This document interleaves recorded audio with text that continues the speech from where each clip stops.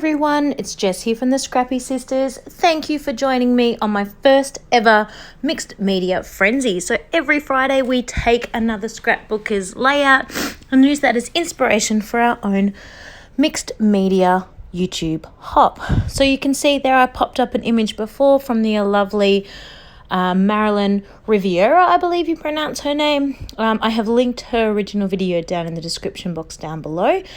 We have used her today as the inspiration for our YouTube hop, so make sure you hop on over to all the other ladies that I've got listed also in my description box down below and see how they interpreted her layout to inspire their mixed media layout as well. I feel like I'm saying the word layout a lot right now, but that's what we're doing.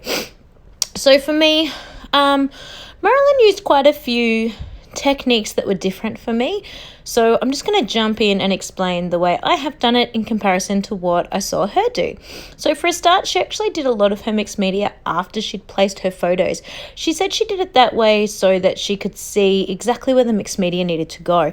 Now I was a little bit nervous about doing that. I just knew I'd end up with a hot mess all over my actual photographs and ephemera, so I'm going to do it the old-fashioned way and do it first before I put on my photos. I do know I am going to use this big doily as a big centerpiece or an underlying mat for my layout.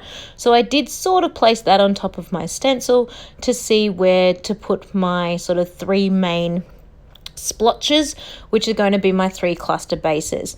That stencil is a Kaisercraft 12x12 stencil, and I was using palette knife and texture paste.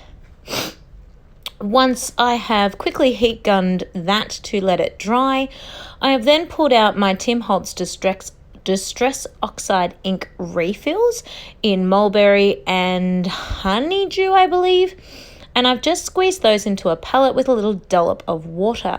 I did start applying that with a brush, but I found that the brush was scratching the texture paste. The texture paste hadn't quite dried, so I end up just going on in with my finger and just dabbing it on with my finger. Anywhere it's looking a little bit too finger dabby or a little bit too thick and bright in color, I just get a little bit of plain water on my finger and dab that on as well. So once I've finished with my little blodges of pink, I then go in with a few little blodges of yellow as well.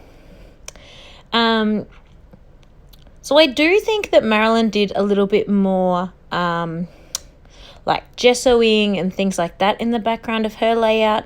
I didn't bother doing that, and I actually should have done more of the stencil. It ends up getting covered quite a lot and you don't really see much of the stencil work at all, which is a bit of a shame.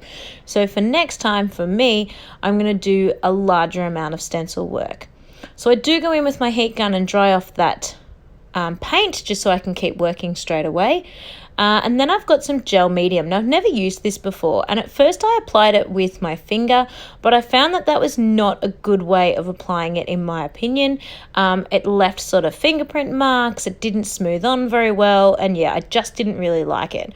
Marilyn suggested using the gel medium as sort of as a type of glue to stick on her beads, and she also used it for some of the more difficult metal pieces of ephemera she had that were a little bit harder to just stick on.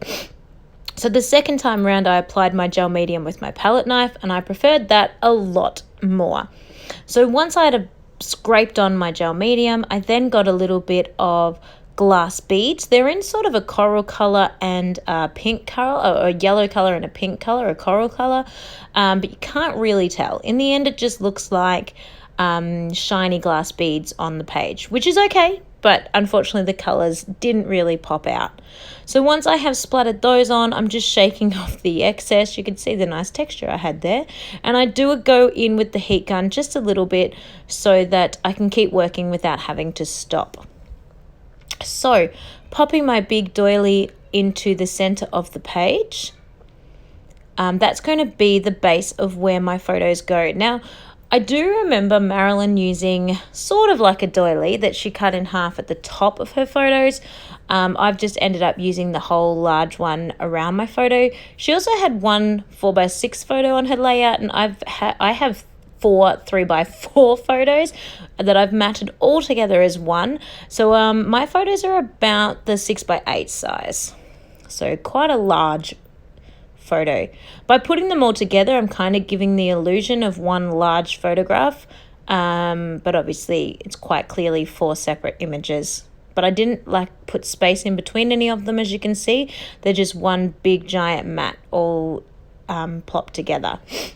She also had her title running underneath her photo like I am doing, and on this right hand side, but her title was much smaller. It was more like a branding strip.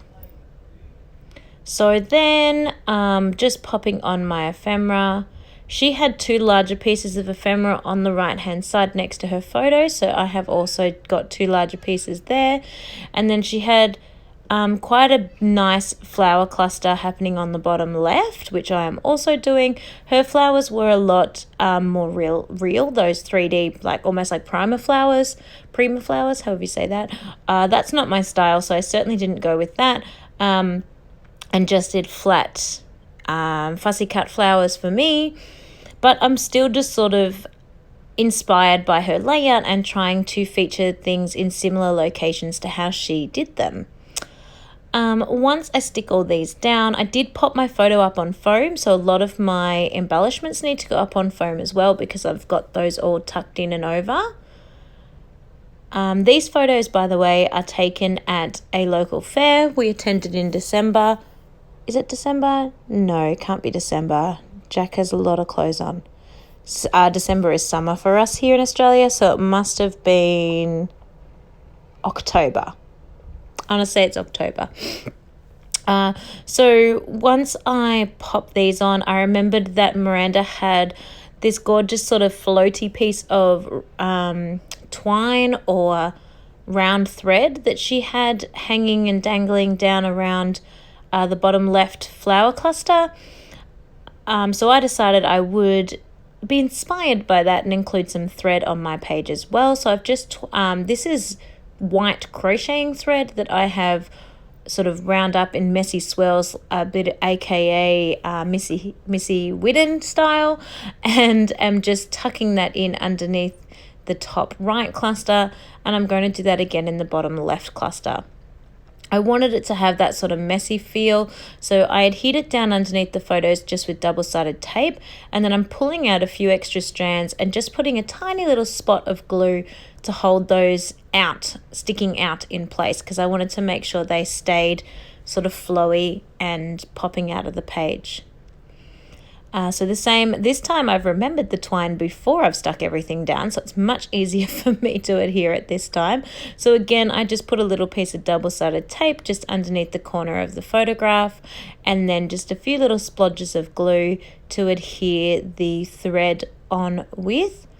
Then strategically placing the flowers here to cover up some other children's faces, sort of for privacy reasons, but mostly, because I didn't cover them for the whole rest of the video, mostly because they're just a random stranger at the fair and I don't need them in my layout. They're not of any significance to me whatsoever. So I quite like doing that, like blocking out the people that are irrelevant to what the story is for me. Using those super cute Amy Tan Tangerine Puffy Hearts. They're so cute. When I first saw those, I thought they were going to be really hard to use, but I've actually used heaps of them.